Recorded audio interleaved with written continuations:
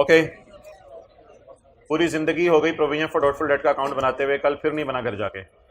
ये बन गया था। कितने लोगों ने किया था? हाथ खड़ा करें सवाल। कितने लोगों को भूल गया था कि कुछ कहा भी था?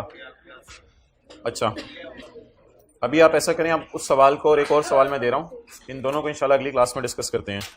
अब आप होमवर्क में करके नहीं मीन्स के जो भी हमारी मंडे को क्लास होगी, आप करिएगा पेज 393 पे क्वेश्चन 31। पेज 393 पे क्वेश्चन 31। इस सवाल की 100% एडजस्टमेंट्स आपको करवाई जा चुकी हुई है न्यूमेरिकल्स में डलवा के। जस्ट एक रिवीजन हो जाएगी आपकी। कल संडे है, कल तो कोई क्लास नहीं होगी। संडे को तो क्लास रखना अजीब सी बात है ना, यूनिक संडे ही तो दिन होता है, तो उस दिन भी क्लास रख लें। तो मैं टैक्स की क्लास में हूँ, उनसे कोई और बातें करेंगे। अच्छा जी,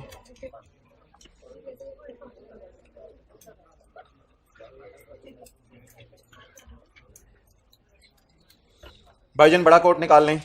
एक नवा कोट है लाहौर में, आपको पता है इलाके का नवा कोट? एक बड़ा कोट है, बड़ा quote, page number 335, high court, reference to high court. High court के लिए उसने, ये चिन्मिन बंद करें उस दूसरी क्लास में, हाई कोर्ट के लिए उसने अपील का लफ्ज यूज नहीं किया, रेफरेंस का लफ्ज यूज किया। भाई सारी टाइम की जंग चल रही है, जो वक्त को यूटिलाइज कर रहे हैं वो बहुत आगे निकल रहे हैं। Reference to high court. कोई भी रोता हुआ टैक्स पेयर या कमिश्नर एक एप्लीकेशन देगा with statement of case to high court 90 days के अंदर, 30 दिनों में नहीं, 60 दिनों में नहीं, 90 दिनों में कोर्ट को एप्लीकेशन देगा। ऑब्वियसली अपने ट्रिब्यूनल के फैसले के खिलाफ ही आपने हाई कोर्ट जाना है ना। एप्लीकेशन एक फॉर्म पे होगी, इसमें क्वेश्चन ऑफ लॉ लिखा होगा, क्योंकि सिर्फ क्वेश्चन ऑफ लॉ के केसेस आपको पता है आगे जा सकते हैं, क्वेश्चन ऑफ फैक्ट के केसेस आगे नहीं जा सकते। तो इस पर क्वेश्चन ऑफ लॉ लिखा होगा, और फीस 100 रुपये है सिर्फ, बहुत थोड़ी फीस है हाई कोर्ट में, और कमिश्नर ने फीस पे नहीं करनी। अपील की जगह बार बार लफ्ज़ यूज़ हो रहा है स्टेटमेंट, अपील की जगह लफ्ज़ यूज़ हो रहा है स्टेटमेंट। स्टेटमेंट शैल स्टेट, क्या कहानी है, पेनल्टी, प्रोविडेंट फंड और कोई चीज़, determination of appellate tribunal. Appellate tribunal ने क्या फैसला सुनाया था? 132 का 3 और 6। एपलेट ट्रिब्यूनल ने क्या फैसला सुनाया था, ये भी आप कोर्ट को बताएंगे। And the question of law arising out of its order, और इसके फैसले के बाद क्या क्वेश्चन ऑफ लॉ अराइज हो रहा है जिसकी वजह से आप जा रहे हैं। मरहबा, welcome back after long long leave. कितने दिनों की? 2 हफ्ते। आगे, आफ्टर एप्लीकेशन, एप्लीकेशन देने के बाद किसने किसको किस लिए एप्लीकेशन दी है? टैक्स पेयर ने हाई कोर्ट को एप्लीकेशन दी है। खुदा के लिए मेरी सुनो, अगर हाई कोर्ट को लगे कि क्वेश्चन ऑफ लॉ है तो सुनेगा, वरना नहीं सुनेगा। रेफरेंस, केस के लिए यहां रेफरेंस का लफ्ज यूज हो रहा है। Case to high court shall be heard by bench of at least 2 जजेस। कितने जजों का बेंच बैठ जाएगा? बेंच बैठ जाएगा कितने जजों का? The high court after hearing reference, case के लिए रेफरेंस का लफ्ज यूज कर रहा है, shall decide the question of law and pass a judgment. कभी आपने सुना होगा कोर्ट ने जजमेंट दे दी है, जजमेंट असल में ऑर्डर होता है। एंड पास अ जजमेंट, ले जी अपलेट ऑर्डर आ गया, कंफर्म, मॉडिफाई, नल टाइप कोई ऑर्डर होगा, इसको कोर्ट का फैसला कहते हैं, appellate order. The high court after hearing the reference shall decide the question of law and pass a order, appellate order. Point 5, the copy of judgment shall be send to appellate tribunal as well. ये copy appellate tribunal को भी भेज दें ताकि उसको भी पता चले कि हाई कोर्ट के जजों ने किस चीज को बारीकी से देखा जिसको वो देखना भूल गया था। अच्छा, हाई कोर्ट में अपील करने का मतलब ये नहीं है कि वो जो कमिश्नर कह रहा है पैसे दो पैसे दो, वो पैसे नहीं देने, वो पैसे तो आपने स्टिल देने ही है। अगर आप हाई कोर्ट में अपील कर रहे हैं तो टैक्स स्टिल पेएबल, टैक्स माफ नहीं है आपको। वो जो 12 लाख वाला था 20 और 32 के, वो आपने देना है as per the order of tribunal. Tribunal ने आप जो फैसला सुना दिया उसकी रोशनी में फिर आप टैक्स दे दें, टैक्स माफ नहीं होगा। लेकिन स्टिल अगर आपको लग रहा है कि आपके लिए अनड्यू हार्डशिप है और टैक्स जमा करवाना आपके लिए घर के मसले खड़े कर देगा, तो फिर आप हाई कोर्ट के जज के पास जाएं और जाके कहें हाई कोर्ट के जज प्लीज़ मैं आपके पास आया हूँ, मुझे ना स्टे दे दो, तो फिर वो रिकवरी रुकवा देगा। 6 महीने तक। If recovery of tax is state by high court, recovery of tax from tax payer, recovery कौन कर रहे हैं? कमिश्नर। किससे? क्या? Tax. If recovery of tax from tax payer state by high court, this इजाजत शैल एक्सपायर, ये इजाजत expire हो जाएगी। दिस इजाजत shall expire in 6 months from the day it was passed. तो हाई कोर्ट का जज कितने अर्से के लिए आपको इजाजत दे सकते हैं टैक्स जमा कराओ? 6 months के लिए। ऑर्डर विल एक्सपायर इमीडिएटली, लेकिन एक सूरत में ऑर्डर इमीडिएटली एक्सपायर हो जाएगा, 6 महीने का वेट नहीं किया जाएगा। ऑर्डर विल एक्सपायर इमीडिएटली का मतलब कल क्या बताया था? TP will pay tax immediately. कब कब कब कब कब? अगर अपील डिसाइड हो जाए, ऑब्वियसली अगेंस्ट टैक्स पेयर। अगर अपील डिसाइड हो जाए अगेंस्ट टैक्स पेयर तो बेचारे को क्या पे करना पड़ेगा? टैक्स पे करना पड़ेगा। और if order is withdrawn by, order का मतलब इजाजत है, इजाजत हाईकोर्ट ने वापस ले ली। हाईकोर्ट के जज ने कहा मैंने जिंदगी की पहली बड़ी खता जो की थी वो मैं तुम्हें नहीं बताता, मैंने दूसरी बड़ी खता जिंदगी की ये की है कि मैंने तुम्हें इजाजत दे दी। मैं दी गई इजाजत क्या लेता हूं? तो अगर 1 जनवरी को हाईकोर्ट के जज ने आपको इजाजत दी कि तुम 6 महीने टैक्स से मना कराओ और बाद में हाईकोर्ट ने आपके खिलाफ फैसला सुना दिया, तो आप भागे भागे जाएं और टैक्स जमा कराएं। या फिर या अगर 1 जनवरी को हाईकोर्ट के जज ने आपको इजाजत दी कि आप टैक्स से मना कराओ और बाद में जज ने कहा सॉरी 4 जनवरी को बुला के 4 दिन पहले मैंने खता की थी, तुझे इजाजत दे के मैं तेरी इजाजत वापस लेता हूं, चल दे टैक्स। कमिश्नर को कहेगा ऑन कर टेप रिकॉर्ड, तो कमिश्नर पैसे दो वाला टेप रिकॉर्ड ऑन करेगा और टैक्स पेयर पैसे देगा। Okay, so that's a very bit interesting story today. एक बिल्कुल अलग सी बात, अब एक ऐसा सिनेरियो ज़हन में लाएं जहां टैक्स पेयर की कहीं भी सुनवाई नहीं हुई, उसकी बात कहीं नहीं सुनी गई। शायद कमिश्नर अपील के पास गया, उससे कहा कि मुझे टैक्स रिकवरी रुकवा दो, उसने भी इजाज़त नहीं दी। शायद अपीलेट ट्रिब्यूनल गया हो, कमिश्नर अपील ने इजाज़त दे दी हो, अपीलेट ट्रिब्यूनल गया हो, उसने बात ना सुनी हो और टैक्स पेयर बेचारे को टैक्स पे करना पड़ गया हो। तो ऐसा भी हो सकता है कभी जिंदगी के मोड़ पे के टैक्स पेयर इधर उधर जाके इजाज़त मांग रहे कि मैंने टैक्स जमा नहीं कराना, लेकिन उसको टैक्स पे करना पड़ जाए। हो सकता है किसी के दिल में भी तरस ना आए। अगर कभी सवाल ऐसा आया पेपर में कि टैक्स पेयर बेचारा टैक्स जमा करा चुका है, ऐसा सिनेरियो ज़हन में लाएं जिसमें टैक्स पेयर टैक्स जमा करा और आज हाई कोर्ट का फैसला आया है, जजमेंट, जिसमें हाई कोर्ट ने टैक्स पेयर के फेवर में फैसला सुना दिया। अब कमिश्नर के सामने टैक्स पेयर उसी का टेप रिकॉर्डर उसकी जेब से निकाल के अपनी जेब में डाल के ऑन कर देगा, पैसे दो पैसे दो पैसे दो पैसे दो, और कौमी पैसे दो। लॉ मेकर कहता है कौमी हाई कोर्ट से गाड़ी भगाता हुआ अपने दफ्तर ले गया और टैक्स पेयर को लिफ्ट नहीं कराई। टैक्स पेयर उसके दफ्तर तक पहुंच गया, पैसे दो पैसे दो पैसे दो, वापस करो ना, मैं केस जीत गया हूं। कमिश्नर ने कहा चलो देखते हैं। 3-4 दिन 5 दिन 15 दिन 20 दिन बाद कमिश्नर गया हाईकोर्ट के जज के पास। सर आपका ऑर्डर सर आंखों पे, लेकिन मैं आपके फैसले के खिलाफ सुप्रीम कोर्ट जा रहा हूं। आप मेरे लिए बहुत मुअज़्ज़ज़ हैं, लेकिन मुअज़्ज़ज़ की भी एक हद गलत बात होगी। आप मेरे लिए बहुत मुअज़्ज़ज़ हैं, लेकिन मैं सुप्रीम कोर्ट जा रहा हूं। और ये जो पीछे पड़ा हुआ ना मेरे, पैसे दो पैसे दो पैसे दो, इसको मैंने पैसे नहीं देने भी। अगर हाई कोर्ट का जज कमिश्नर को इजाजत दे दे तो फिर कमिश्नर इस रिफंड को पोस्टपोन कर देगा। कमिश्नर को मिन्नत करनी पड़ेगी हाई कोर्ट के जज को, मिन्नत समाजत करेगा, पाँव पड़ेगा, यार खुदा के लिए मैं इसको पैसे नहीं दे सकता। अगर हाई कोर्ट का जज मान जाए तो हाई कोर्ट का जज इजाजत दे देगा कि ठीक है इसको पैसे मत दो जब तक कि पाकिस्तान में सुप्रीम कोर्ट का फैसला ना आ जाए। अब वो उसकी किस्मत है जब भी आए। If after judgment of high court, if after judgment of high court in favor of taxpayer,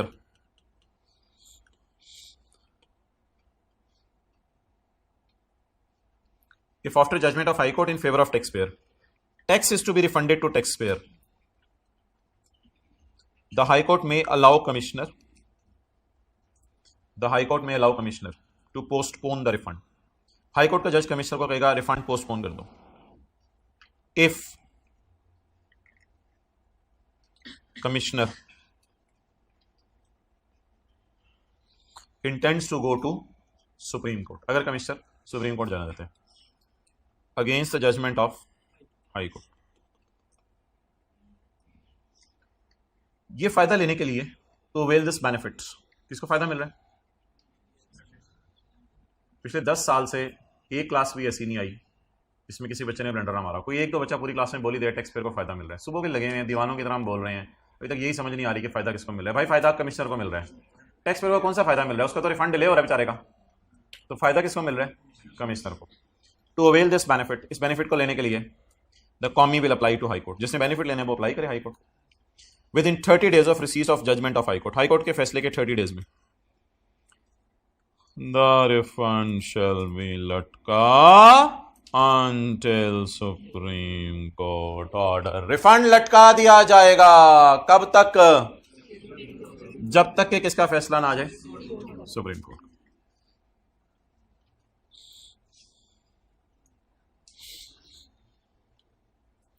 अच्छा, सेक्शन 134 होता था पहले एक, लेकिन अब वो ओमिट हो गया हुआ है हमारे लॉ से। उसमें ये इतनी लेट, जल्दी बैठे।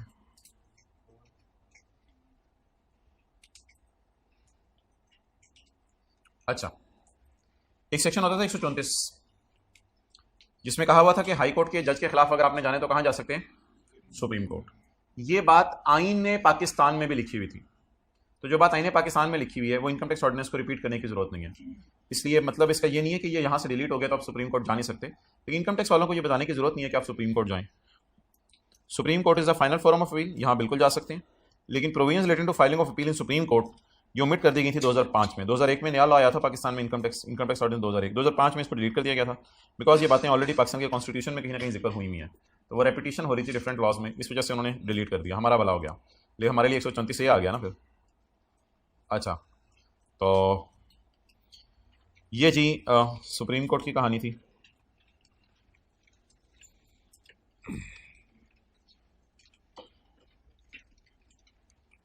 अल्टरनेट डिस्प्यूट रेजोल्यूशन कमेटी,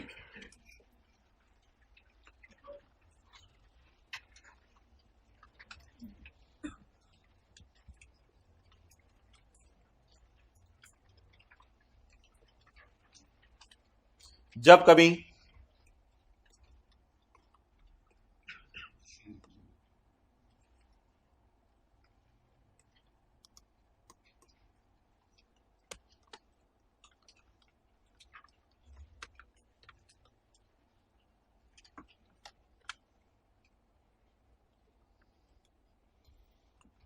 कभी टैक्स पेयर और कमिश्नर कोर्ट जा थक जाएं, किसी भी कोर्ट में, जब कभी टैक्स पेयर या कमिश्नर कोर्ट जा थक जाएं तो फिर ये एफबीआर के पास जाएगा, कहेगा मेरे जूते भी घिस गए हैं, मेरे जूते भी घिस गए हैं कोर्ट जाके, तो मेरी बस हो गई है। तो कोर्ट जा थक गए हैं, कुकड़ खाकर थक गए हैं और ईद ते बकरा खावा। अच्छा, तो टैक्स पेयर या कमिश्नर आ रही है, कितने 3-4 महीने रह गए होंगे। टैक्स पेयर या कमिश्नर कहाँ जा थक जाएं? कोर्ट, कोई भी कोर्ट हो सकता है। टैक्स पेयर या कमिश्नर कोर्ट जा थक जाएं तो टैक्स पेयर एफबीआर के पास जाएगा कि एक कमेटी बनाओ जो मेरा केस सुने। बस हो गई है, मेरी बस हो गई है। अभी तो कमेटी भी नहीं बनी यार। नहीं, पहले आपने कमिश्नर अपील के पास जाना होता है, फिर आपने अपीलेट ट्रिब्यूनल के पास जाना होता है, फिर हाई कोर्ट के पास, फिर सुप्रीम कोर्ट के पास, और अगर कहीं जाके आप थक जाएं तो फिर ऑल्टरनेट रास्ता अवेलेबल है। कौन अप्लाई करेगा? Tax payer. कहां अप्लाई करेगा? बोर्ड। किस लिए अप्लाई करेगा? कहां जा थक गया है? Tax payer will apply to board. Board एकदम डर के पीछे हो जाएगा, क्या यार अपॉइंट करो एक committee for a case that is pending in court. एक केस पेंडिंग है कोर्ट में, तो एक कमेटी बनाओ। ये छोड़े नीचे क्या लिखा हुआ है, जहां कहीं क्रिमिनल प्रोसीडिंग हो तो ये केस आप एडीआरसी के पास नहीं लेके जा सकते, क्रिमिनल प्रोसीडिंग होती है जेल में जाना, इसे छोड़ें। एप्लीकेशन किसने दी है? किसको? किस लिए? टैक्स पेयर ने बोर्ड को एप्लीकेशन दी है कमेटी बनाने के लिए। Application will be accompanied by a proposition, यानी suggestion of tax payer. Tax payer ये कहेगा मेरी सजेशन है कि केस को ऐसे रिजॉल्व कर लें ताकि कोई मुकमका हो जाए बीच में, थोड़े से पैसे मैं दे देता हूं, बाकी आप लोग भी थोड़ा हाथ होला रखें, काम खत्म करें। In 45 days board will appoint a committee. Board कितने दिनों में कमेटी बना देगा? किसने किसके कहने पर कब तक कमेटी बनाई? बोर्ड ने टैक्स पेयर के कहने पर 45 दिन में कमेटी बनाई। जब कमेटी बन जाए तो कमेटी बनते ही टैक्स पेयर या कमिश्नर या दोनों कोर्ट जाएं और जाके अपील विड्रॉ कर लें। जज साहब, आप हमारे लिए सर आंखों पर, लेकिन आप इतनी बिजी होती हैं कि हमारा केस अभी तक आपने हल नहीं किया। अल्लाह आपके भाग लगाए, हम कहीं और जा रहे हैं अपना मसला हल कराने। अगर आप जान की अमान बख्शें तो आप हमारी जान छोड़ दें। बस बहुत हो गई है जज साहब, ये बातें आप दिल में करे होंगे। तो जज साहब प्लीज़, मैं अपनी अपील विड्रॉ करता हूँ, मैं कहीं और जाकर मसला हल करा लूँगा, मैं अब थक गया हूँ, वो बहुत हो गई है। बस सुना था हाई कोर्ट है, ये बहुत ही हाई हो गया है। आफ्टर कॉन्स्टिट्यूशन क्या कॉन्स्टिट्यूट हुआ है, किसके कहने पे कॉन्स्टिट्यूट हुआ है और किसने कॉन्स्टिट्यूट किया और कितने दिनों में कॉन्स्टिट्यूट हुआ है? टैक्स पेयर के कहने पर बोर्ड ने कमेटी कॉन्स्टिट्यूट की है 45 दिन में। आफ्टर कॉन्स्टिट्यूशन, कमेटी बनने के बाद टैक्स पेयर या कमिश्नर या दोनों shall withdraw the appeal pending in court. जो अपील विड्रॉ कोर्ट के अंदर हुई भी है उसे विड्रॉ कर लेंगे। अच्छा, अब कोर्ट बना के देगा ऑर्डर ऑफ विड्रॉल। अच्छा चलो ठीक है, विड्रॉ कर लो अपनी अपील, कोई मसला नहीं, जाओ यार, जो मर्जी करो, जिस मर्जी के पास जाओ। तुम्हें मेरे से अगर मसला है, जिस मर्जी के पास जाकर मसला करो। ऑर्डर ऑफ विड्रॉल, या जज से पहले ही शायद तैयार बैठा होगा, ठीक है अब ये नहीं आएंगे, मेरा भी टाइम बचेगा। तो जज ऑर्डर ऑफ विड्रॉल दे देगा। ऑर्डर ऑफ विड्रॉल पहुंच जाएगा टैक्स पेयर के पास।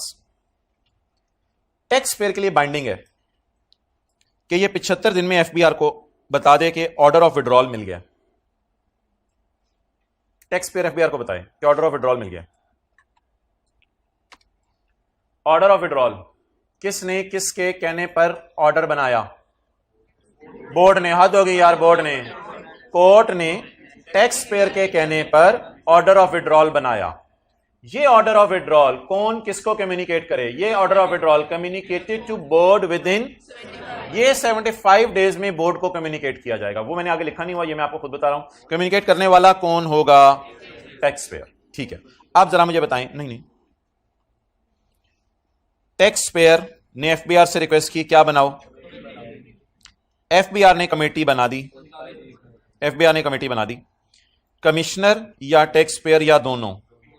बोर्ड के पास तीनों नहीं हो गए, हद होगी यार। या टैक्स पेयर या कमिश्नर या दोनों जाएं कोर्ट के पास और ऑर्डर ऑफ विड्रॉल लें। अगर कोर्ट ऑर्डर ऑफ विड्रॉल दे दे तो टैक्स पेयर ये ऑर्डर ऑफ विड्रॉल एफबीआर में जाके जमा करवा दे कि कोर्ट से मैंने अपील विड्रॉ कर लिया। Order of withdrawal is communicated to board within 75 days. Yes नहीं, पहले यार आप लोग पढ़ा लें,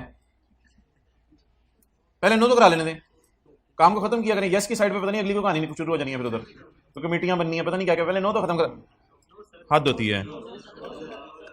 अच्छा जी, ऑर्डर ऑफ विड्रॉल, विड्रॉल का ऑर्डर किसने किसके कहने पे बनवाया? टैक्स पेयर के कहने पे बोर्ड ने बना के दिया। ये टैक्स पेयर के कहने पे कोर्ट ने बना के दिया। जब टैक्स पेयर के कहने पे कोर्ट ने ये ऑर्डर बना के दिया तो टैक्स पेयर ने ये ऑर्डर किसके पास लेके जाने? बोर्ड के पास। क्या ये ऑर्डर बोर्ड के पास 75 दिन में पहुंच गया? नहीं। तो ऐसी सूरत में बोर्ड कहेगा तोड़ो तोड़ो कमेटी तोड़ो, committee shall B Toots. Committee को छोटे छोटे कर दिया जाएगा। वो जो कमेटी बनी थी उस कमेटी को बता दिया जाएगा तुम बस कमेटी ही थी, तुम जाके खुद ही कमेटियां डालो कहीं, सॉरी। तो कमेटी को फारग कर दिया जाएगा। लेकिन ऐसा भी तो हो सकता है कि टैक्स पेयर 75 दिनों के अंदर एफबीआर को बता दे कि मैंने अपील विड्रॉ कर ली अपनी। यस, टैक्स पेयर ने अपील विड्रॉ करने का 75 कर ली या करने का बोर्ड को बता दिया?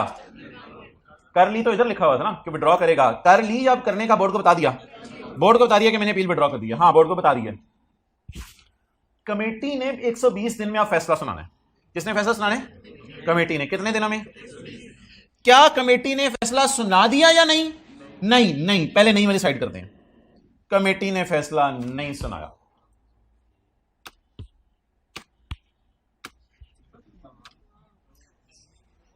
कमेटी ने फैसला, अब अगर कमेटी ने फैसला नहीं सुनाया तो ऐसी सूरत में शुक्रिया, board will dissolve committee. Board क्या करेगा बोले? Board will dissolve committee, board committee को डिसॉल्व कर देगा। वाई? कमेटी खुद ही बैठ गई है मेरे ख्याल से। Committee decide the case with in 120 days. Committee क्या मतलब कहती है? क्या मतलब? कमेटी को तोड़े। Board will dissolve the committee, committee को तोड़ दें। कमेटी से थोड़ी देर बाद पूछ रहे हैं आप क्या वो भाई case. Board will dissolve the committee, board ने कमेटी तोड़ दी। And matter will be treated as pending, और ये मामला अभी तक पेंडिंग है। एंड डिसाइडेड बाय कोर्ट, और अब जाओ उधर ही जूते घुसाओ, कोर्ट में जाओ। अपील दोबारा नहीं करनी, जिसे दी होती है आंख खुलती। बिल्कुल जबरदस्त। आहिस्ता आहिस्ता ये मुहावरे आपके अंदर उतरते जा रहे हैं। And decided by the relevant court, अब जाके रेलेवेंट कोर्ट में इसको ले जाएं। यार मैं खुश हुआ हूं वैसे सीरियसली। नहीं यार तो अच्छा। Board will dissolve the committee and matter will be treated as pending and decided by the court within 6 months। Next. अब वो सोच रहे मैं आपके अब क्या बोलूं? नहीं अभी तैयार आता हूं। आप जी ये जरा आपको खड़े होकर देखना पड़ेगा लास्ट रोज वालों को। डेजोल्यूशन ऑर्डर किसने डिसॉल्व किया? कमेटी, बोर्ड ने। अब जब कमेटी डिसॉल्व होगी ना तो जरा तसल्ली से देखिएगा। जब कमेटी डिसॉल्व होगी तो बोर्ड कोर्ट को और कमिश्नर को बताएगा, हालांकि कमिश्नर का एम्प्लॉई है, कि कमेटी डिसॉल्व हो गई है। लेकिन कोर्ट को जरा इज्जत दें। टैक्स पेयर भी जाके कोर्ट को बताएगा कि कमेटी हाँ जैसे कि बोर्ड ने कहा है डिसॉल्व हो गई है, मुझे भी पता है डिसॉल्व हो गई है।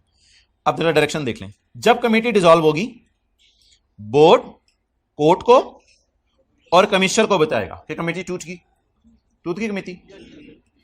और टैक्स पेयर टूटे हुए दिल से, टूटा हुआ दिल इसका पता नहीं आप लोग कैसे बनाते होते हैं ऐसे करके।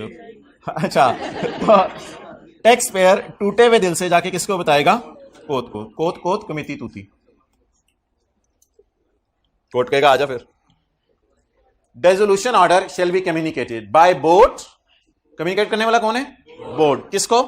आप खड़े हो, आखिर नजर नहीं आ रहा, खड़े हो। By board to court and by board to commissioner. The dissolution order shall be communicated by tax payer to court, और टैक्स पेयर कोर्ट को भी ये रेजोल्यूशन ऑर्डर सुना देगा। Okay next. क्या यह पॉसिबल है कि कमेटी डिसाइड कर ले केस इन 120 डेज? क्या यह पॉसिबल है कि कमेटी डिसाइड कर ले केस इन 120 डेज?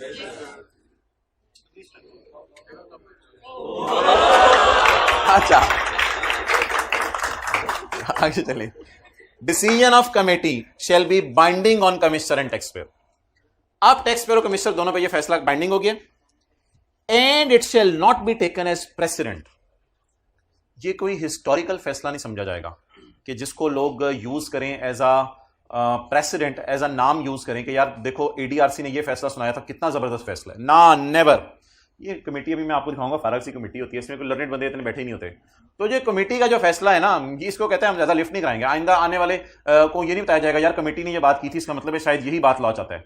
बिल्कुल नहीं। कमेटी के फैसले की कहते हैं हमारी नजर में कोई हैसियत नहीं है। ये सिर्फ टैक्स पेयर के रिक्वेस्ट पे आर्जी तौर पे कमेटी बनी है और टैक्स पेयर के कहने पे उसने डिसीजन दे दिया अपना, और कमिश्नर और टैक्स पेयर आप चुप कर जाए। लेकिन बाकी लोग ये आगे कहें कि एडीआरसी ने ये फैसला सुनाया, अब हमारे लिए भी यही करो, तो लॉ मेकर कहते हैं सॉरी मैं कोई हेल्प नहीं करूंगा आपकी। कमेटी का फैसला बस उसी बंदे तक महदूद था, इसको जनरल रूल नहीं बनाना सब लोगों ने। ठीक है। एक बच्चे के सर ने जो है वो छित्तर मारे, उसको बिठा के उसके कमर पे छित्तर मारे, अब उसको प्रेसिडेंट ना बनाए क्योंकि उसने पता नहीं जो है वो क्या क्या किया हुआ था टेस्ट के अंदर। ओके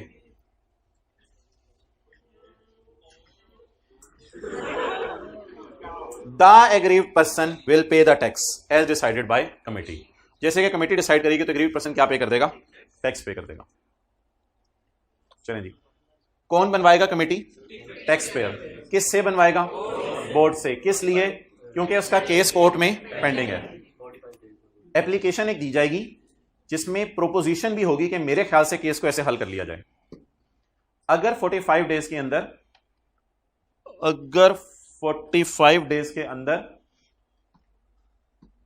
इन 45 डेज में कमेटी अपॉइंट कर दी जाएगी। कमेटी अपॉइंट करने वाला कौन होगा? किसके कहने पे कमेटी अपॉइंट करेगा? टैक्स पेयर के कहने पे। जब कमेटी बन जाएगी तो टैक्स पेयर या कमिश्नर कोर्ट जाएंगे और जाके अपील विड्रॉ करेंगे। इसमें भी 2 ऑप्शंस होनी चाहिए थी। अपील विड्रॉ उसने करने दी, नहीं करने दी, लेकिन लॉ मेकर ने ऐसी बात नहीं की।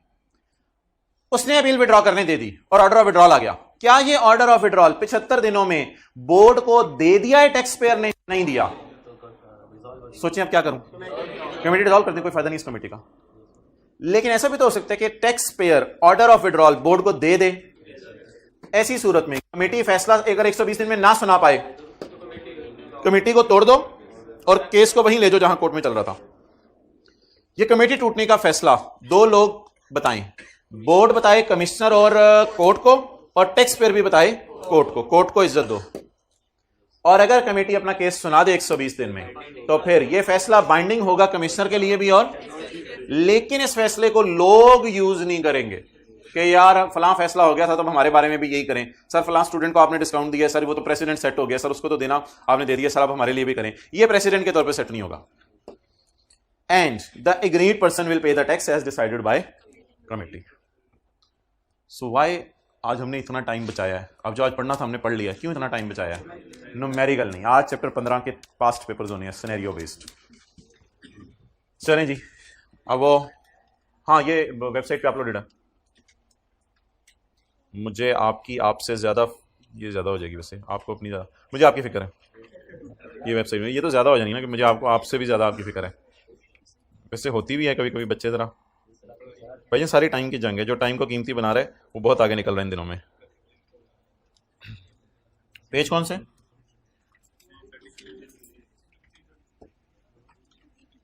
माशाल्लाह से भाई उठ गया।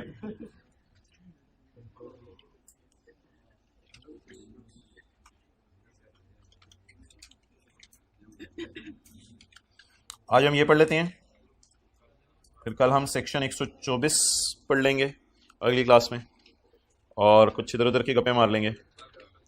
फिर अगली क्लास में 124 ए पढ़ लेंगे बरकत के लिए थोड़ा सा, और चैप्टर 5 में परमानेंट एस्टेब्लिशमेंट की डेफिनेशन पढ़ लेंगे, वो भी रहती है ना। Things are going in right direction for the first time in history.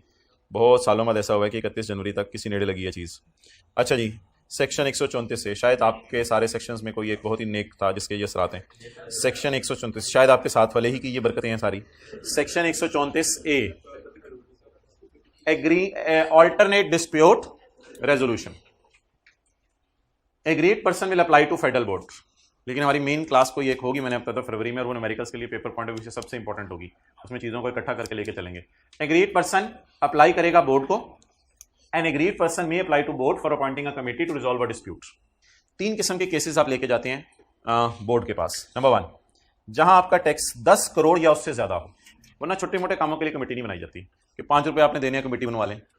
10 crore या उससे ज्यादा आपका टैक्स बन रहा हो तो आप कमेटी के पास चले जाएं, या आपने रिफंड लेना हो आप कमेटी के पास चले जाएं, या आपने पेनल्टी या डिफॉल्ट सरचार्ज माफ कराना हो तो भी आप चले जाएं कमेटी के पास, या और कोई आपने बेनिफिट लेना हो आप कमेटी के पास चले जाएं, बोर्ड के पास चले जाएं, मादरत बोर्ड कमेटी बना देगा। The case should already be in litigation in any court. Case already court में लिटिगेशन में ऑलरेडी होना चाहिए। इसका मतलब यह है कि कोई नया केस एडीआरसी के पास नहीं जा सकता, आप डायरेक्ट एडीआरसी के पास नहीं जा सकते, तो पेंडिंग केसेस जाते हैं। जैसे कुछ लोग होते हैं उनसे आप डायरेक्ट नहीं मिल सकते, बराह रास्त किसी बंदे से मिलना मुश्किल है, किसी के थ्रू मिल सकते हैं, तो ये एडीआरसी वाले ऐसे नहीं लिफ्ट कराएंगे आपको, ये बताएंगे, पूछेंगे पहले किस कोर्ट से होके आए हो, अब हमारे पास आओ। A case will not be refer to board where jail में जाने की प्रोसीडिंग है बीन इनिशिएटेड। प्रोपोजिशन, प्रोपोजिशन होती है suggestion. The application by tax payer shall be accompanied bye suggestion for resolution including offer of tax payment. Offer करेगा इतना tax मैं पे करता हूं, बात मुकाओ मेरी, from which he cannot retract later on. जरा बड़े होते जा रहे हैं, वही 500-600 अंग्रेजी के लफ्जों पे जिंदगी ना गुजारे ना, थोड़ा सा जरा रिवर्स। टैक्स पेयर जो राय दे देगा ना कि मैं चाहता हूं मसला ऐसे हल हो, बाद में फिर उससे रिवर्स नहीं करेगा कि नहीं आप नहीं, मेरा नहीं ख्याल, ऐसे नहीं, ऐसे कर लो। तेरी खाला जी का घर है ना, जो खाला जी के घर भी आजकल नहीं चलती। पॉइंट 4, अपने घर नहीं चलती हूँ कहता है मेरा अपनी घर। पॉइंट 4 या ये कॉन्स्टिट्यूशन ऑफ कमेटी फिर पढ़ लेते हैं, इसमें कौन कौन लोग होते हैं। विड्रॉल ऑफ अपील, किसने अपील विड्रॉ करनी है? After constitution the agreed person और द कमिश्नर और both shall withdraw the appeal pending before any court. Appeal जाके विड्रॉ कर लें। Communication of order of withdrawal, किसने किसको कौन सा ऑर्डर देना है? ऑर्डर लेके जाना है, बस देना मादरत नहीं, ऑर्डर लेके जाना है। किसने? जो कोर्ट से ऑर्डर ऑफ विड्रॉल मिला है, किसको मिला है? टैक्स पेयर को। वो टैक्स पेयर किसके पास ले जाए? बोर्ड के पास। कितने अरसे में? The committee shall commence the proceeding, committee आपका केस सुनना शुरू कर देगी when the order of withdrawal by court is communicated to board. When the order of withdrawal by court is communicated to board, जब बोर्ड का order communicate कर दें।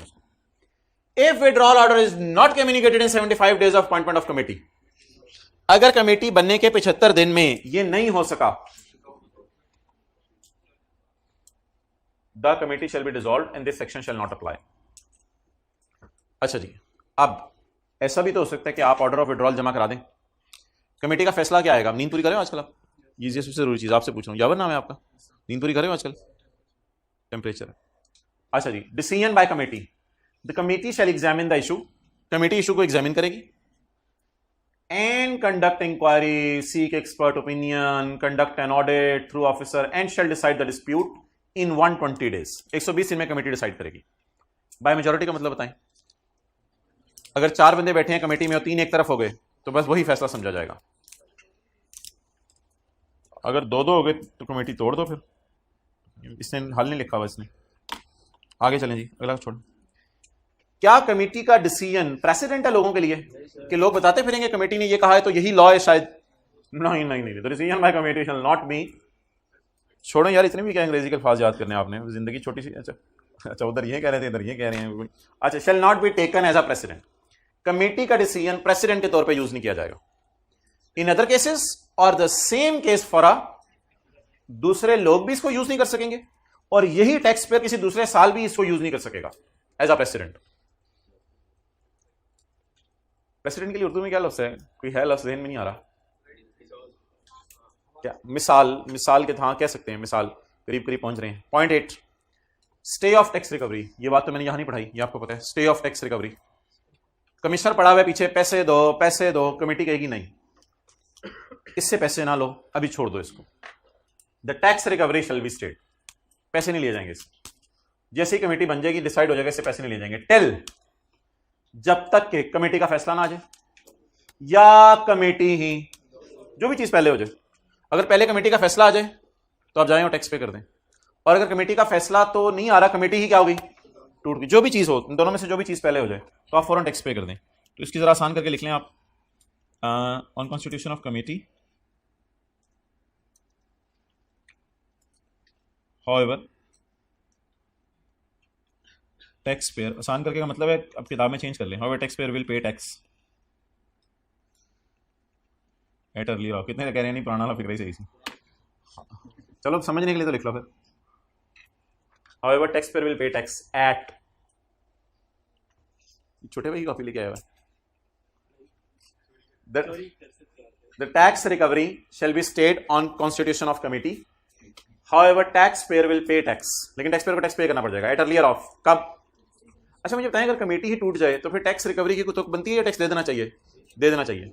और अगर decision of committee against you आ गया है तब भी क्या कर लेना चाहिए? मेरे ख्याल से टैक्स पे दे देना चाहिए, बस बात खत्म करें। अच्छा जी, कमेटी का फैसला बाइंडिंग है या टैक्स पेयर या कमिश्नर उस फैसले को फाड़ के फेंक सकते हैं? भाईजान हमने पढ़ा था कि अगर जो है वो एग्रीड असेसमेंट के केस में आप फैसला फाड़ के फेंक भी सकते हैं। Tax payer was not satisfied with order भी एक लाइन बनाई थी, याद है किसी को? कि उस कमेटी का फैसला तो हम फाड़ के बुलबुल का फैसला हम फाड़ के फेंक भी सकते हैं। याद आ रहा है उधर? तुम ना याद हो ना याद हो, लेकिन ये वाला फैसला दोनों के लिए क्या है? The decision of the committee shall be binding on the कॉमी एंड द एग्रीड पर्सन।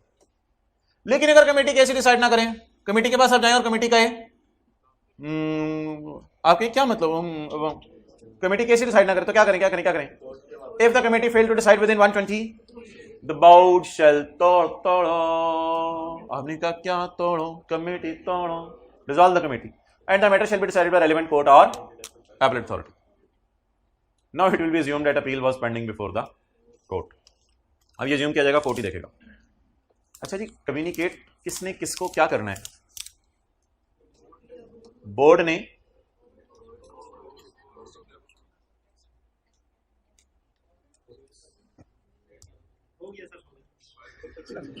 मुझे भी पता चल गया।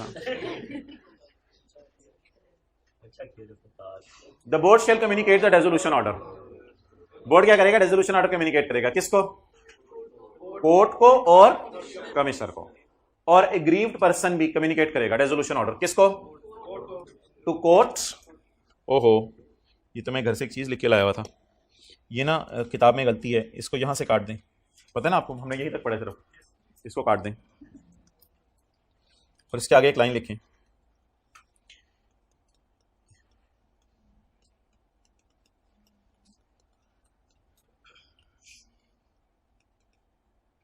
एक मिनट, मैंने तस्वीर ली हुई थी।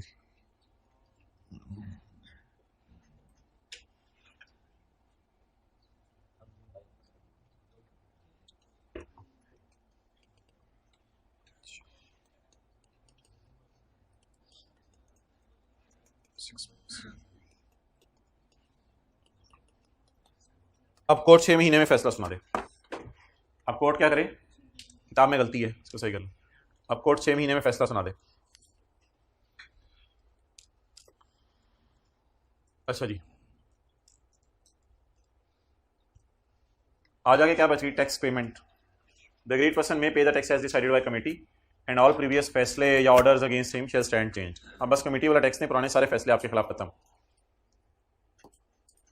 तनख्वाह देनी है कमेटी में जो बंदे हैं, हाँ कमेटी के बंदों को तनख्वाह दे दें। The board will prescribe the remuneration of members of committee. उन्होंने टाइम निकाला है तो उनको तनख्वाह दे दें उनके कामों की। Other than chief commissioner, chief commissioner भी मैं बताऊंगा इस कमेटी में, उसको तनख्वाह नहीं देनी क्योंकि वो तो एफबीआर का एम्प्लॉई है, उसको अलग से तनख्वाह देने की जरूरत नहीं है। सेक्शन 136 पढ़ें। साबित करने का बोझ, बर्डन ऑफ प्रूफ। अगर अपील किसने फाइल की है, कमिश्नर की बात नहीं हो रही, तो ये टैक्स पेयर की ही जिम्मेदारी है कि साबित करे क्या कि 120 और 121 और 122 वाला assessment order does not correctly reflect the tax liability.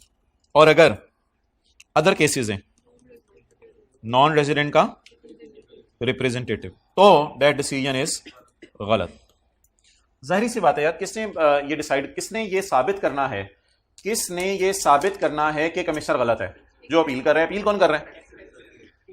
If TP files an appeal, अगर टीपी अपील करे तो टीपी की ही जिम्मेदारी है कि साबित करे कि 121 122 का असेसमेंट ऑर्डर गलत है। इन अदर केसेस डिसीजन इस सिरे से इनका क्या था, गलत था, अगर नॉन रेजिडेंट का रिप्रेजेंटेटिव करा दिया। ये हल्के फुल्के से इस तरह के बंदे हमने पढ़े थे एपलेट ट्रिब्यूनल में, लेकिन वो वाले नहीं है, ये बिल्कुल डिफरेंट लोग हैं। जरा देखें, बोर्ड में अपॉइंट कमेटी, कमेटी में कौन कौन होना चाहिए? Chief commissioner. आपके इलाके का, आपकी बरादरी का नहीं, जिस इलाके में कराची में आवे तो कराची का chief commissioner. Persons to be nominated by tax payer from a panel notified by board. क्या मतलब है nominated by tax payer, panel notified by board? अजीब सी मिसाल देने लगा हूं, लेकिन कुछ नहीं होता, आप लोग इस दुनिया में रहते हैं और बड़े हो गए हैं। तो अम्मी अबू ने बता दिया कि ये आपके पास रिश्ता करने के लिए 4 ऑप्शंस हैं।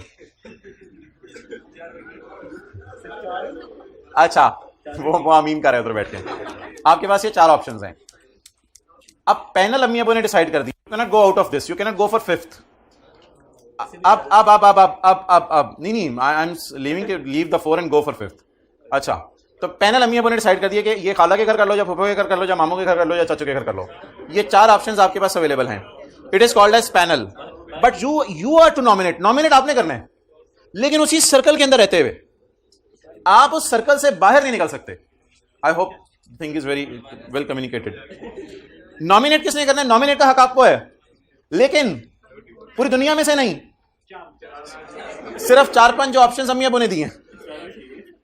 तो पैनल कौन बनाएगा? बोर्ड। उस पैनल में कुछ लोग बैठे होंगे, उनमें से आप बता दें कि कौन कौन से लोग मेरा केस सुने, ये आपकी मर्जी है, लेकिन पैनल बोर्ड बनाएगा। तो persons to be nominated by tax payer from a panel notified by board. इसमें चार्टर्ड अकाउंटेंट होंगे, कॉस्ट एंड मैनेजमेंट अकाउंटेंट होंगे, या लॉयर्स होंगे जिनका कम से कम 10 साल का तजर्बा हो टैक्स की फील्ड में। लेकिन अगर वो चार्टर्ड अकाउंटेंट पहले आपको ऑडिट करता रहे कभी, तो फिर उससे रहने दें, और 1000 चार्टर्ड अकाउंटेंट आपको मिल जाएंगे। तो ऐसे ऑडिटर को ना करें जो आपका जानने वाला है। ऐसा कुछ चार्टर्ड अकाउंटेंट हो सकता है ना आपके जानने वाला, आपका काफी सालों से ऑडिट कराओ, उसको रहने दें, हजारों बाकी चार्टर्ड अकाउंटेंट है। The tax payer shall not nominate a CA और an advocate if the said CA और एडवोकेट इज और हैज बीन एन ऑडिटर और authorise representative of a tax payer, या उसने कभी आपको टैक्स वालों के सामने जाकर रिप्रेजेंट किया हो। तो ऐसा बंदा नहीं होना चाहिए। कोई 1000 चार्टर्ड अकाउंटेंट और मिल जाएंगे, वो ले लें। ऑफिसर्स ऑफ इनलैंड रेवेन्यू, ये काट दें। Officers of inland revenue who have retired in basic scale 21 और अबव। यार ज्यादा हो गया, इसको 28 पे कर दें। फील लाइक मरी। Officer of inland revenue who have retired in basic scale 21 और अबव। और कोई बदनामे जमाना बिजनेसमैन या रिप्यूटेबल बिजनेसमैन, कोई reputable businessman nominated by chamber of commerce and industry. जैसे आईकैप हमारा है तो उनका कोई अपना होगा। ओके, अच्छा, ये ना बाज़ाहिर लोगों की राय 0.3 होना चाहिए था, वो डी लॉ मेकर से शायद गलती से डल गया। ये अगला पॉइंट है।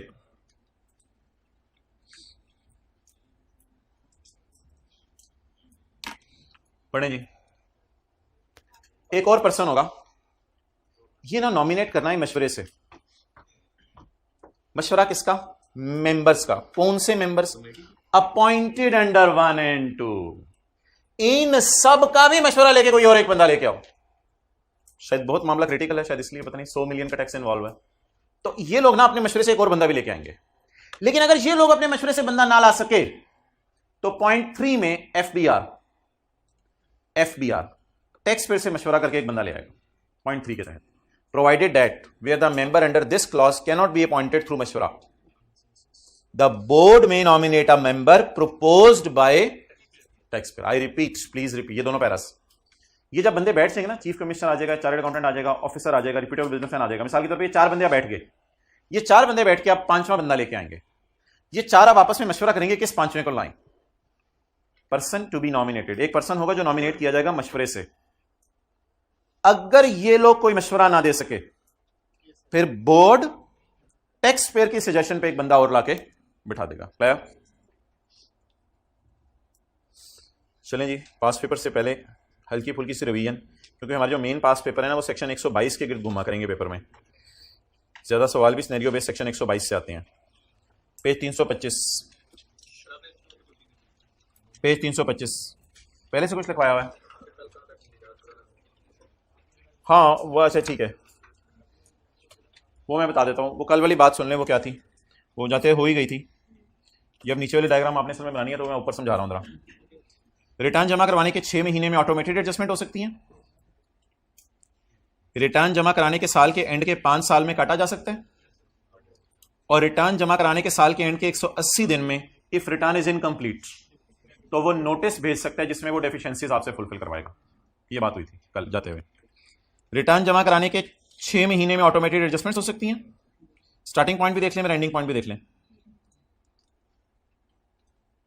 रिटर्न जमा करवाने के साल के एंड से 5 साल के अंदर काटा जा सकता है, अमेंडमेंट ऑफ असेसमेंट। और रिटर्न जमा करवाने के साल के एंड से 180 दिन के अंदर अंदर डेफिशिएंसीज बताई जा सकती हैं जिनको आपको पूरा करना होगा। अच्छा, ये दूसरी क्लास में मैंने बनाया था। आपने रिटर्न जमा करवाई 20 लाख पे, ये रिटर्न बन गई अज्यूम्ड असेसमेंट ऑर्डर। आपके घर आया amended assessment order, assessment order amended, जिसमें आपकी इनकम 32 लाख होगी, वही कल वाली बातें, प्लस आपके घर डिमांड नोटिस आया। लेकिन याद रखिएगा कि कमिश्नर के पास वहां से यहां आने के कई रास्ते हैं। एक रास्ता है ऑडिट और शो कॉज और काटना, एक रास्ता ये है। ये रास्ता हमने पढ़ा था 122 के 5 में। ये रास्ता आसान है, ये रास्ता आसान है, मुश्किल है, सॉरी, ऑडिट करना मुश्किल है, ऑडिट करना मुश्किल है। एक और रास्ता अवेलेबल है, वो मैं ब्लू से बना रहा हूं, वो है prejudicial to government. Prejudicial to government, आपने कैसा काम किया जिससे गवर्नमेंट के रेवेन्यू को नुकसान पहुंचे, तो कमिश्नर आपको शो कॉज नोटिस भेजेगा और आपके घर क्या भेज देगा, असेसमेंट ऑर्डर। ये हमने पढ़ा था सेक्शन 122 के 5A में। क्योंकि ये कौन सा काम है, आसान। नाउ व्हाट इज दिस, मैंने आपको आज तक नहीं बताया कि प्रेजुडिशियल टू गवर्नमेंट का क्या मतलब है। कमिश्नर अपने दफ्तर में बैठ के आपकी रिटर्न और P&L को कंपेयर करेगा। क्या इसके लिए ऑडिट करना पड़ेगा उससे आके? तो ये तो फिर बहुत आसान काम हो गया। कमिश्नर को कैसे पता चल सकता है आपने गवर्नमेंट के रेवेन्यू को नुकसान पहुंचाया है? ख्वाब में तो नहीं आ सकता कि कमिश्नर सोया ख्वाब आया इसलिए गवर्नमेंट के रेवेन्यू को नुकसान पहुंचाया। कमिश्नर को इसके लिए करना पड़ेगा ऑडिट। ऑडिट कर ले, ऑडिट में भी गवर्नमेंट के रेवेन्यू को नुकसान पहुंचाया जाता है, इसमें भी पकड़ा जाता है। ये तो नहीं कि यहां गवर्नमेंट के रेवेन्यू को नुकसान नहीं पहुंचा, ऑडिट में तो लिखा हुआ था, अभी नहीं मैं कहने दूंगा, ऑडिट में तो लिखा हुआ था escaped assessment, head of income में मिसक्लासिफाई कर दी। ऑडिट में भी तो आप यही करते हैं, गवर्नमेंट के रेवेन्यू को नुकसान ही पहुंचा रहे होते हैं, तो ऐसी तो कोई बात नहीं। लेकिन ये काम करना मुश्किल है। तो कमिश्नर के पास 2 रास्ते हैं काटने के, एक ऊपर से आना, एक नीचे से आना। ऊपर से आने का क्या मतलब है, कमिश्नर मुश्किल काम करे, फ्लाई करे, ऊपर से आए काटने के लिए, ऑडिट करे, टीम लाए, फिर शो का नोटिस भेजे, फिर काटे। एक आसान रास्ता आजकल कमिश्नर ने पकड़ा हुआ है। कमिश्नर कहता है कि मोहतरम आपने हुकूमत के रेवेन्यू को नुकसान पहुंचाया। हमने कहा आपको कैसे पता चला, आप तो हमारा ऑडिट करने आए नहीं थे। कहते हैं आपने जो रिटर्न जमा कराई थी उसमें अकाउंटिंग डेफिनेशन कुछ और लिखी हुई है और आपके प्रॉफिट एंड लॉस में मैंने देखा है वो अकाउंटिंग डेफिनेशन कुछ और है, तो वो आपने फिगर गलत लिखी हुई है।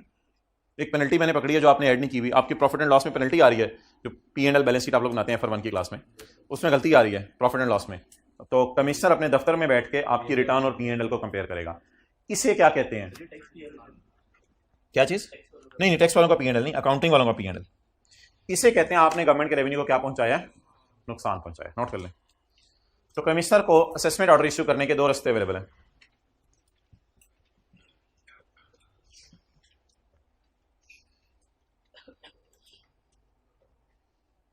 चलें, अच्छे तस्वीर में पेज 325 भी आ जाएगा, पेज का नंबर भी।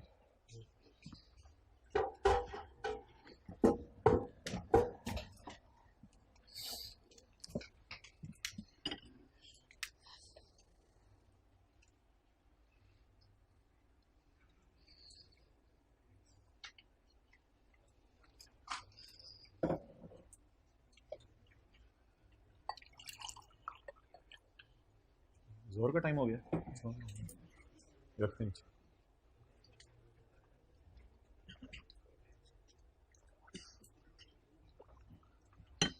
पहले पास होने की दुआ मांगते हैं या पहले हिदायत की?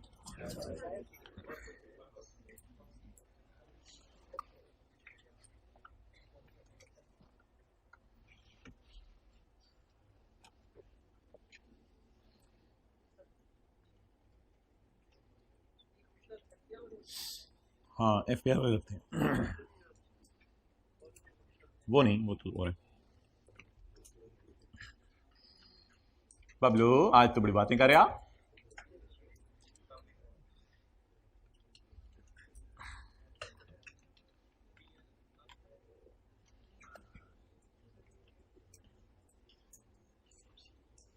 कल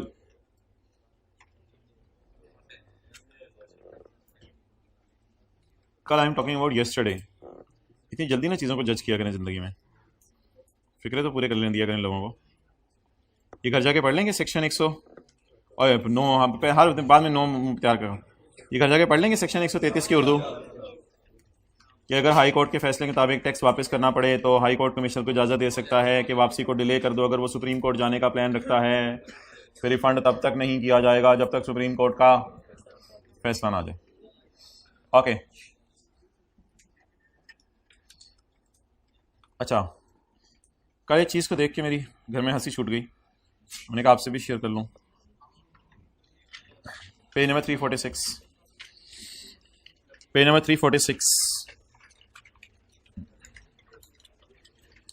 जब मैंने क्वेश्चन 37 कल पढ़ना शुरू किया, जब मैंने उसकी रिक्वायरमेंट पढ़ी तो रिक्वायरमेंट पढ़ के पेज 346 रिक्वायरमेंट पढ़ के हंसी छूट गई कि ऊपर वाली बात से तो कोई लिंक है ही नहीं इसका, इसलिए हम फिर रिक्वायरमेंट ही पढ़ते हैं। सिर्फ पढ़ें जी, रिक्वायरमेंट पढ़ें। मेरे ख्याल से रिक्वायरमेंट पढ़ के ही आप जवाब पे पहुंच जाएंगे। ऊपर वाला पैरा आपको पढ़ने की जरूरत नहीं है, लेकिन ये आदत नहीं बनानी पेपर में। अभी हम ऊपर वाला भी पढ़ेंगे।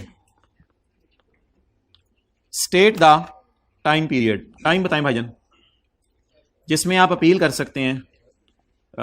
रुबीना टैक्स पेयर का नाम है ना, may be filed by Rubina to commissioner appeal. वो टाइम बता दें जब तक रुबीना कमिश्नर अपील को अपील कर सकती है। किसी को पता है वो टाइम?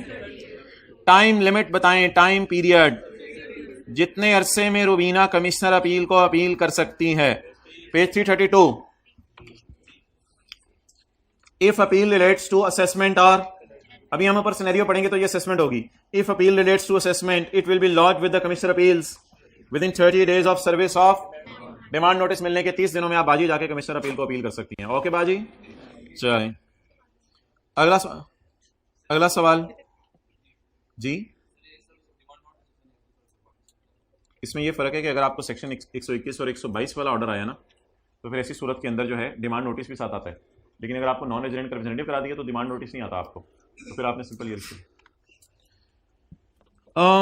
डिफरेंट टाइप्स ऑफ ना ऑर्डर्स बताएं जो कमिश्नर अपील सुना सकता है फैसला सुनाते हुए। फैसला सुनाते हुए कमिश्नर अपील कितने किस्म के ऑर्डर दे सकता है? 3। कौन कौन से? कंफर्म, मॉडिफाई और एनल।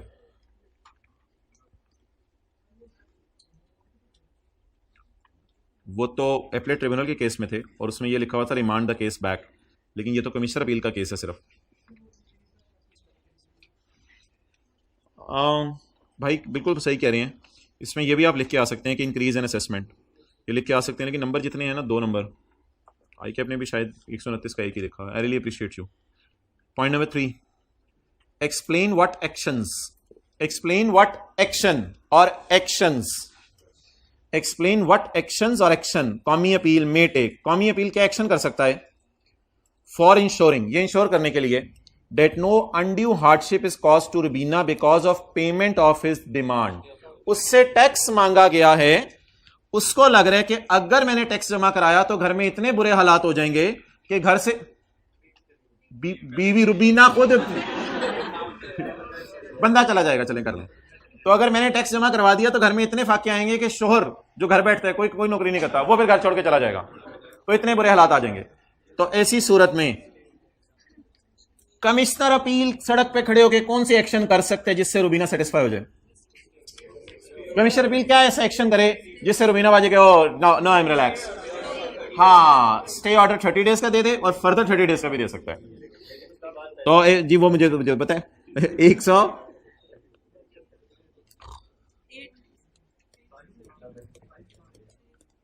1A और 1AA। आगे चलें। डिस्कस द ऑप्शन और ऑप्शंस अवेलेबल टू बाजी फॉर डिफेंडिंग हर केस। अगर कमिश्नर अपील इशू कर दे order confirming the assessment order, confirm का मतलब बत्ती, कंफर्म का मतलब बत्ती, कंफर्म, कंफर्म का मतलब है तू केस हार गया है। कंफर्म का मतलब हमने कल पढ़ा था रुबीना रो,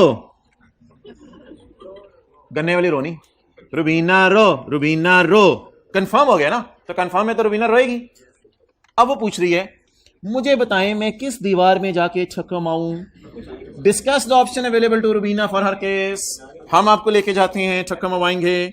अगले सफे पे आए, सेक्शन 131 का 1, where the Rubina, where the बाजी और द बाजा, बाजा तो इधर नहीं है, बाजी को मसला हुआ है ना। वेयर द बाजी objects to the order of कौमी appeal, the Rubina may file an appeal to the appellate tribunal. तो रुबीना एपलेट ट्रिब्यूनल में चली जाए। ठीक है, ये भी लिखा है, well done. With in 60 days, 60 दिनों में चली जाए of service of order of commissioner. ठीक है, 2 नंबर है, लिखा है ये भी। ओके, अच्छा पढ़ लें ऊपर सबके ऊपर क्या था।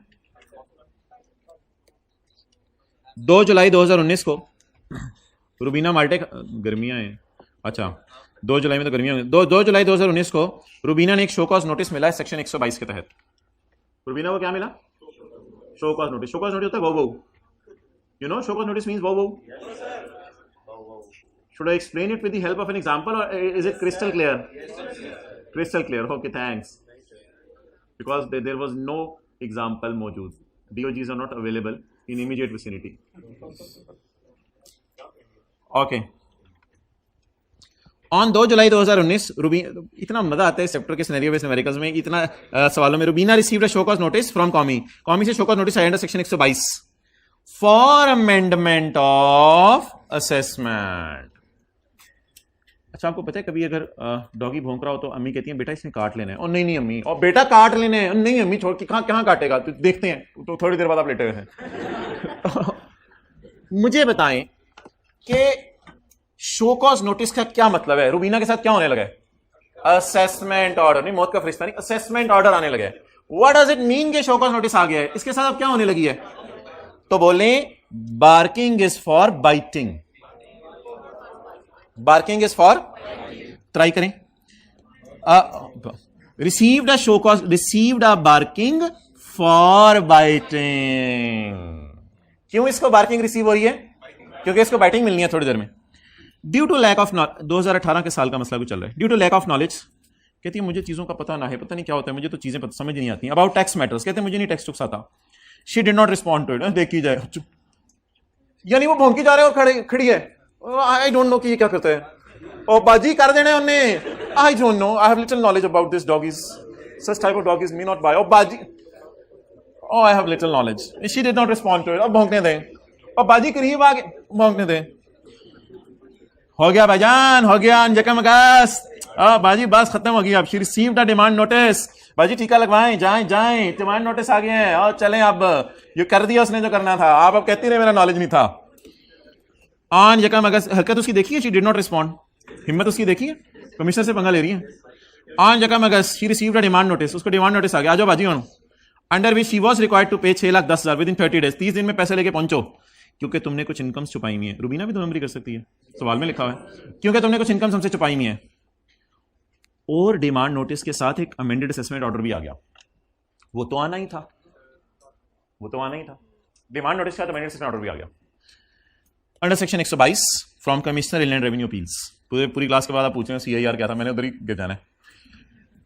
रुबीना बेचारी परेशान है और रो रही है। बाजी हॉर्न तो नहीं रोना फायदा ना, पहले विद ऑर्डर काटने से, assessment order, amended assessment order, Rubina काटने के बाद रो रही है and want to file an appeal, और कहती है मैं तो अपील करूंगी।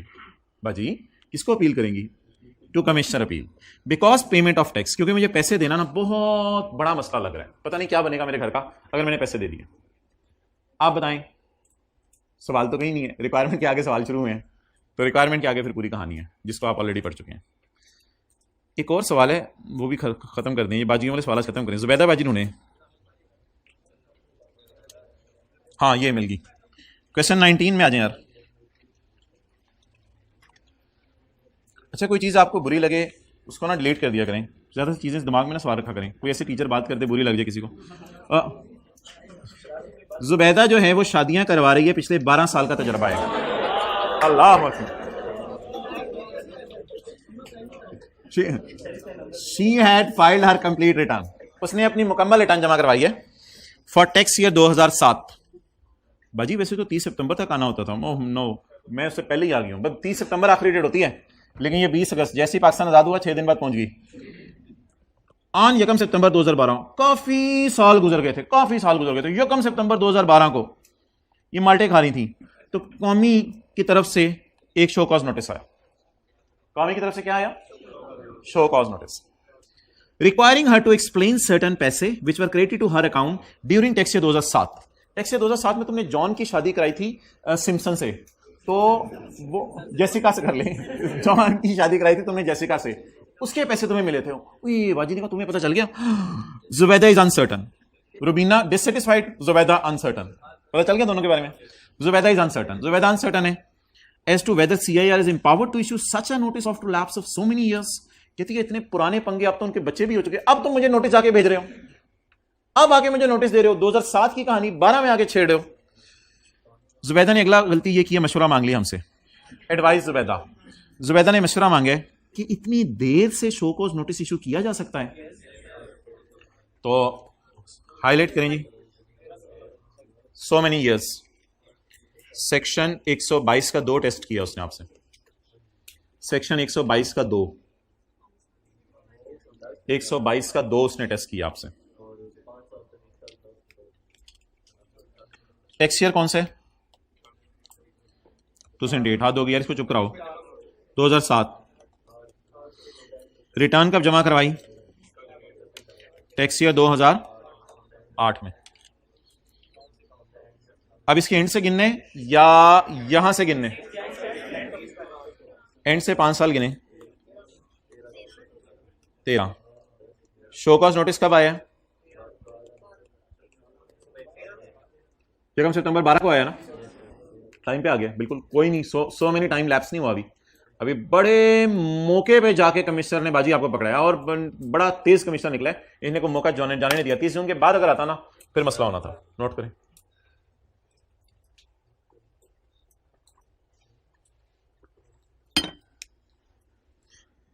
उसका सवाल यह है कि इतने सालों बाद मेरे से कोई पूछ सकता है? जरा गुस्से में आ गए ना, बोल रही थी कमिश्नर के सामने, तुम्हारी हिम्मत कैसे हुई मेरे से पूछने की, मैंने पैसे कहां से कमाई? ऐसे नहीं होता।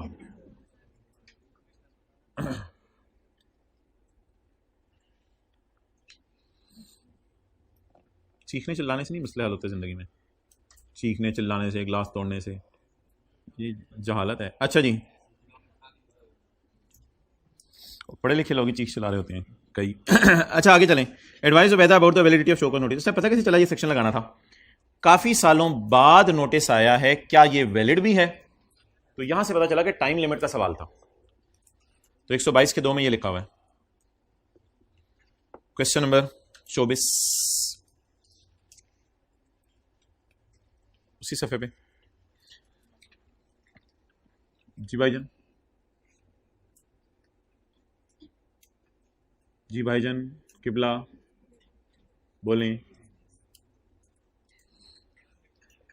हाँ जी, डेट बताएं, डिटरमिन द डेट, डेट बताएं। हाँ जी बोलें, बताएं, डेट बताएं, डेट बताएं। 30 जनवरी नहीं, डेट बताएं 31 जनवरी। Well done. चलें जी सवाल पढ़ें।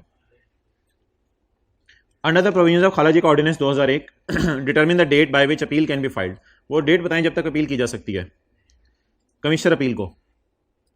वेयर काटना for 2014 is made on 31 December 14। Assessment order कब आया? 31 दिसंबर 14 को। असेसमेंट ऑर्डर मेरे ख्याल से ना मेक हुआ है, अभी मेक होके इशू नहीं हुआ। मेक हो गया ना, मेक होने के बाद इशू कब हुआ है? वही डिमांड नोटिस कहां से आ गया? हाँ हाँ, वो कोई मसला नहीं है। पता है डिमांड नोटिस और आपको पता है अमेंडेड असेसमेंट ऑर्डर इकट्ठे आते हैं, ये तो दोनों इकट्ठे आते हैं हमारे घर। तो डिमांड नोटिस भी आया होगा और साथ आपके घर क्या आया होगा? Amended assessment order. तो आपके घर अमेंडेड असेसमेंट ऑर्डर भी आया होगा। मेक कब हुआ है? मेक 31 दिसंबर को। और इशू कब हुआ? कोरियर वालों को एक दिन तो लग ही जाता है चीज लाने में, तो मेक करके रख लिया होगा उसने 31 दिसंबर को, भेजा आपके घर का। क्या आप मुझे बताएं, सवाल में ऑडिट का जिक्र है, शो कॉज नोटिस का जिक्र है, या डायरेक्ट उसने लिखा है अमेंडेड असेसमेंट ऑर्डर? क्या फिक्रा पढ़े दोबारा। Under the provisions of income tax ordinance determine the date by which appeal can be filed with commissioner appeal. अगर अमेंडेड असेसमेंट ऑर्डर आपके घर आ गया है 31 दिसंबर 14 को, डिमांड नोटिस भी सर्व हो गया है एक दिन बाद। अब आपने 1 जनवरी को नहीं गिनना, क्योंकि हो सकता है 1 जनवरी को शाम को 5 बजे टीसीएस वाला आपके पास आया हो। अब आपने एक को निकाल के दिन गिनना शुरू करने हैं। तो सर्व किस दिन हुआ? यकम को। सर्व वाली डेट भी डालें या सर्व से अगली? तो 2 तारीख से गिनना शुरू करें, 30 दिन कब पूरे होंगे? 31 जनवरी। तो कमिश्नर अपील को आप 30 दिन में अपील कर सकते हैं। एक चीज आपसे मैं पूछने लगा हूं, हमारा टैक्स ईयर कौन सा है? 14। हमारा टैक्स ईयर कौन सा जिसका ऑडिट चला है या जो भी हुआ है? 14। इसकी रिटर्न कब जमा करवाई होगी? 14 को। इसके बाद उसने क्या शुरू किया होगा? उसके बाद हमारे घर अमेंडेड असेसमेंट ऑर्डर आ गया। कितने लोगों ने यह बात फील की थी कि इतनी जल्दी जल्दी सारे काम हुए? यानी हम 30 सितंबर 14 को रिटर्न अभी जमा करा के आए हैं उसने अक्टूबर नवंबर दिसंबर में सारी चीजें घूरा भोंका काटा कर ली, घूरा भी भोंका भी काटा भी। 3 महीने उधर जुबैदा को जाके हम बहुत सालों बाद छेड़े थे, इधर उसने 2-3 महीने के अंदर सब करा के फारग कर दिया। उन्होंने कहा चलो भाई नस्वत हूं। तो कितने लोगों ने ये फील किया था कि बड़ी जल्दी जल्दी चीजें समेट दी हैं उसने, और उसने असेसमेंट ऑर्डर भेज दिया है। कितने लोगों ने ये फील किया था? कितने लोगों ने अब फील कर लिया? उसने बड़ी जल्दी जल्दी चीजें समेटी हैं सारी, और ना इसने ऑडिट का लफ्ज़ यूज किया, ना इसने शो कॉज नोटिस का लफ्ज़ यूज किया। इसने डायरेक्ट कौन सा लफ्ज़ यूज किया है? हाँ शायद वो जो मर्जी रीजन हो, बस 3 महीने में इसने काम करके फारग कर दिया अपना। लेकिन अभी सवाल मेरा ये नहीं था, सवाल तो कुछ और था। सवाल ये था कि अब आप किसके पास जा सकते हैं? कमिश्नर अपील के पास।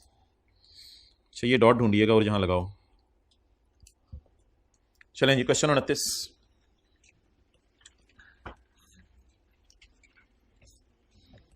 आप लोग अपने घर जाते हैं पहले या अपने कमरे में? कमरे में? यार ये क्या है, ये इसने कोई फ्लाइंग गियर लगाया हुआ है? वही ईसा अलैहिस्सलाम के घर की छत को अल्लाह ने फाड़ा था और उनको आसमानों पर उठाया था। लेकिन आप कैसे? हम मेरे ख्याल से मैं तो पहले घर जाता हूँ, देखता हूँ घर, ये अच्छी घर है, तो फिर जाके कमरे में जाते हैं। इतनी तो है ही ना। अच्छा मुझे बताएं, पहले हम सेक्शन ढूंढा करें या पहले सब सेक्शन?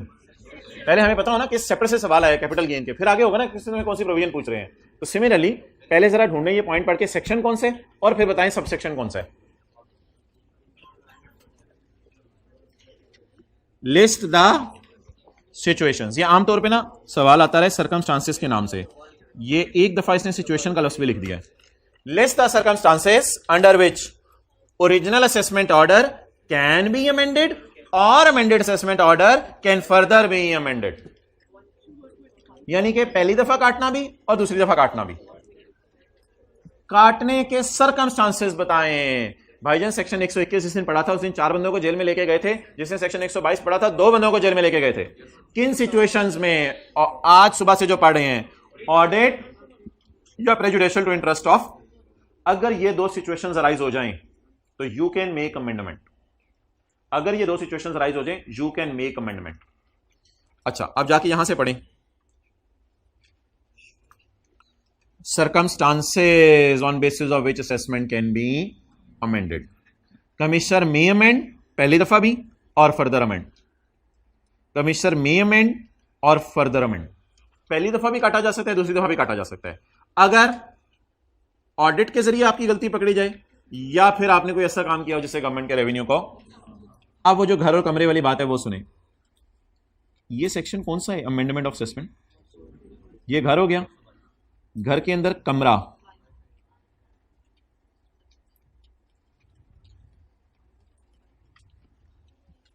क्या लाइन आपको पढ़ के पता चला कि सेक्शन 122 उसने पूछा है अमेंडेड असेसमेंट? क्या लाइन पढ़ के आपको पता चला कि उसके अंदर उसने टाइम लिमिट नहीं पूछी, सिचुएशन पूछी है? सिचुएशन का लफ्ज पढ़ के। तो सवाल में सवाल ढूंढने की आदत डालें।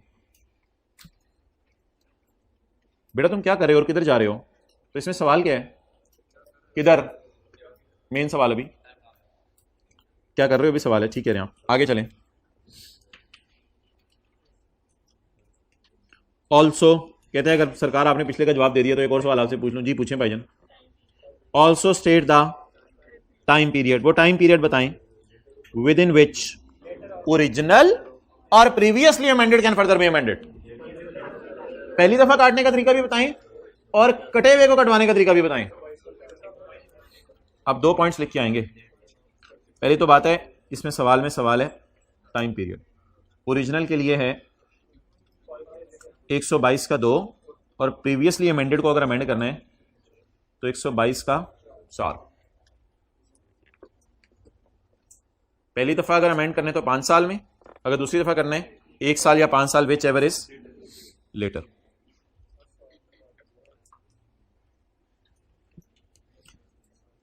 अनवर ने अपनी रिटर्न जमा करवा दी है 2013 के साल की ऑन 31 अगस्त 13। समझे 30 सितंबर 13 तक टाइम था। कहते कोई नहीं यार, महीना पहले जल्दी जमा करा दें। ठीक है कोई मसला नहीं है, आगे चलो यार। अब मसला बताओ क्या है। Discuss the following in light of provisions of खालाजी का ऑर्डिनेंस 2001। बाय विच डेट, ये सवाल है, by which date the commie make the first, अच्छा अमेंडमेंट 122 डेट 122 का 2। By which date commie can make the first amendment. First से भी पता चल रहा है 122 का 2 और डेट से पता चल रहा है, वो डेट पूछ रहा है ऑफ द असेसमेंट। अच्छा ये तो वही वाला सिनेरियो है ना। मुझे बताएं हमारा साल कौन सा है? 30 जून 13 की रिटर्न कब जमा कराई होगी? 14 में किस तारीख को? 31 अगस्त 13 का एंड बताएं। 30 जून 14 से आगे जम मारें। 15, 16, 17, 18, 19, कितने साल? 5 साल। 30 जून, तो डायग्राम नहीं बनाने बैठ जाना पेपर में। साल बताएं हमारा 13 की आखिरी तारीख नहीं, इस तरह तो नहीं सोचना। रिटर्न कब 13 की जमा कराई? अगस्त 13 में, यानी 30 जून 14 में। 14 का आखिरी दिन 30 June 14 is the starting point of counting.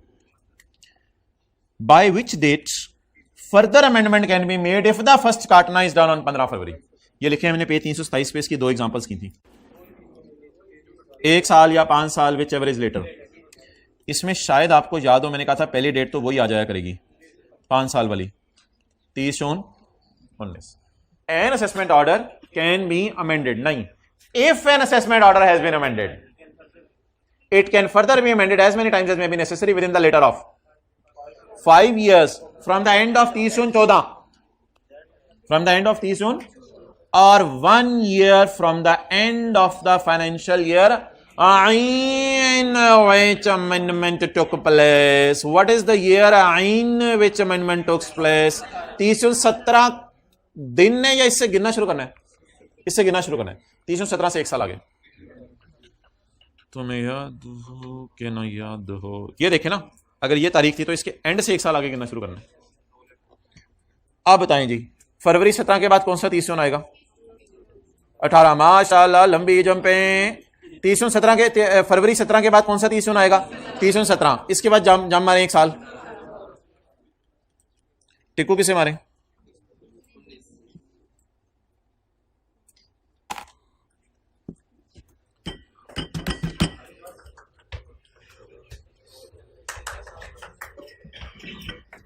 जाएं, साथ वाले को ले जाएं। चैप्टर 19 का कौन सा सवाल करना है? 31।